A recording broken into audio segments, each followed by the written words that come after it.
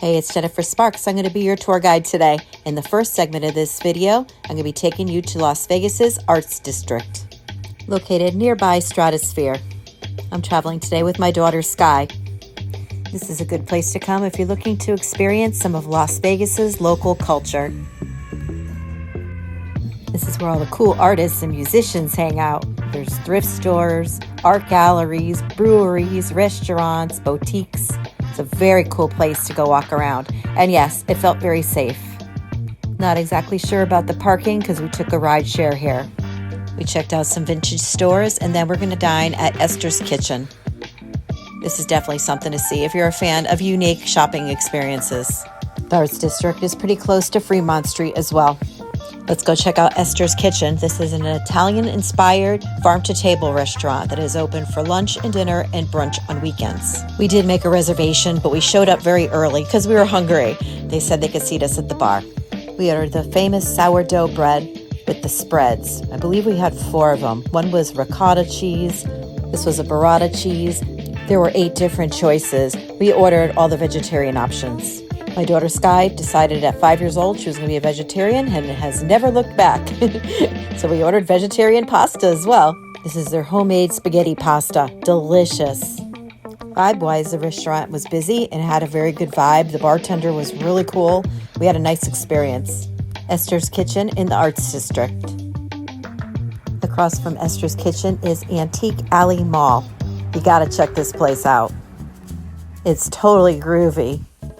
It's open from 10 to 6 daily. Funny, down here, a lot of the stores close at 5 or 6. So if you're planning on coming here to check out the stores, plan on coming during the day. At nighttime, the restaurants stay open, but a lot of the stores close early. This is one very large warehouse that seems to go on. And it seems like it's set up in cubicles, like there's individual people that own part of this, sort of like their own little business in a big warehouse. And it's all vintage, all unique stuff. Definitely a trip back in time. Next, we're going to be taking a walk down the Vegas Strip and inside some of the resorts as well. We're going to be walking from Caesars Forum Shops to Mandalay Bay. It's going to be quite an adventure. Come along with us. But first, we have to have breakfast. We need our power for this walk. Look at that Bloody Mary.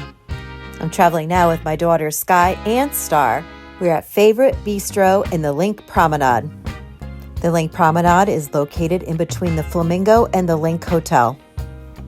Favorite is a French bistro that feels like you're sitting in a Parisian cafe. It's very cool, but very comforting as well. Favorite is open for breakfast, lunch, and dinner, and happy hour. My daughters and I split the eggs and cheese burrito and eggs and potato. We're all full and ready for our big adventure to Mandalay Bay. We're going to be spending the night at Mandalay Bay, but we only have what we need for one night. Our other stuff is at a timeshare I'm staying at. The timeshare we were staying at was called Club Des Soleil. It's a very hot day, so we're going to walk in through Caesars Forum Shops because it's nicer to walk in the air conditioning. Plus, look at this place. It's gorgeous. My daughters have never been here. They were like, wow, this is really nice, Mom. We were also here because we Googled where to find an Apple store because my daughter Sky's phone was being really bitchy. Was not working right. So we're hoping that we can find someone to assist us in the Apple store. This place is stunning. Even if you don't go to Caesars, come check out the Forum Shops. It's really beautiful here. Mostly luxury stores and dining, but the architecture itself is really pretty. Many floors and scenic views. And it's also nice to walk around. The atmosphere is really cool. Caesars Forum Shop is across the street from the Link Promenade. It is next to Caesars, and on the other side was the old Mirage, which is now going to be Hard Rock. This part sort of reminds me of the Quarter in the Tropicana in Atlantic City. Look, there's even a Carmine's. Would have been easier and faster to get a ride share or a taxi to Mandalay Bay, but it's my daughter Star's first time here, and I really wanted her to see Las Vegas. The people at the Apple store are very helpful, very friendly, and the phone is fixed. Alleluia. There is an Atlantis show here and in a big aquarium. Oh my God, it smiles! Oh my God! This was possibly the highlight of their trip. Mandalay Bay also has an aquarium for a fee. This one is free. No sharks here though. This one is just fish. It's just a very big, super-sized fish tank in the middle of the mall. Great free and air-conditioned thing to do in Las Vegas. To learn about more free things to do in Las Vegas, or places to stay, or how to get around, please subscribe to my channel. I totally love Las Vegas. I could talk about it all day, and I would love to help you plan your trip. Next, we're going to be walking through Caesars.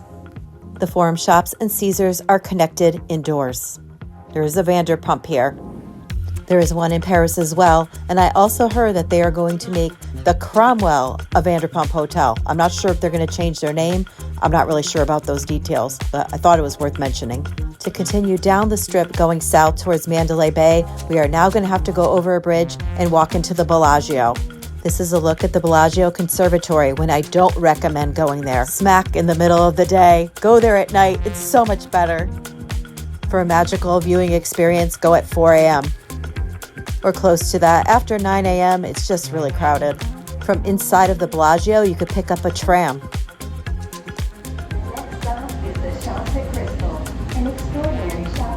The trams on the west side of the strip are totally free.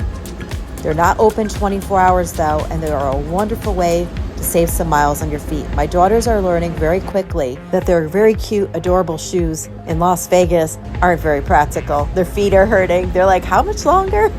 I'm like, pretty soon. Just sit down, enjoy yourself for a moment. This tram will take us right into Park MGM. Pretty long walk, but at least it's air conditioned and smoke free. This walk probably took about an hour. I'm just condensing it all into about 8 minutes. Absolutely zero interest in the casino. Smart kids.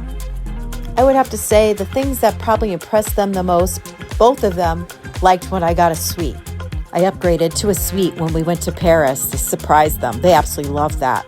I have a whole video of our stay in the Vegas resort playlist at the end of this video. This was another hit, the Hello Kitty Cafe. They got a drink over here. This is in the park in between Park MGM and New York, New York. We're going to go over a couple of bridges and we're going to hit another tram. This tram will take us right to Mandalay Bay. That news made my kids very happy. It's a lot of walking and it was really hot. Wear smart shoes and drink a lot of water. And sunblock too. Wear sunblock. Oh my God, I sound like such a mom. Excalibur is the home of the Australian Bee Gees. This is where we're going to catch the tram to Mandalay Bay. We're staying here tonight because I received a comp room for my previous gambling, so I got to take advantage of that, even though I had another place to stay. This is nice. It's just nice to be in the casino, plus they have an amazing pool. I think my kids are going to like it, so we're going to go check it out. To get to the Mandalay Bay, you're going to pass the Luxor.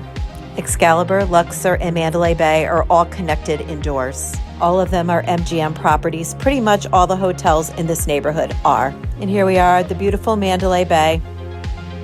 I have a whole video of our stay. I'll leave in a playlist at the end of this video.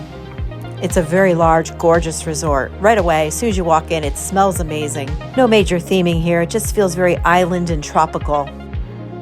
I would have to say the biggest negative here would probably be its location. It's on the very southern end of the strip, making it a little difficult if you're going to be wanting to see all of Las Vegas. But if you want to stay there for the entire time or just see Luxor or Excalibur, it's really not a big deal. It has one of the biggest, if not the biggest, pool area in all of Las Vegas. It's amazing. There are several pools, a lazy river, a wave beach, a day club, cabanas for rent. I mean, this place is just like, wow. I have a couple video tours of the actual pools in my collection. You have to check that out. If you do like this video, if you could help me out and hit that like button, that would be very helpful. And stick around to the end of this video and click on a playlist and watch my other tours.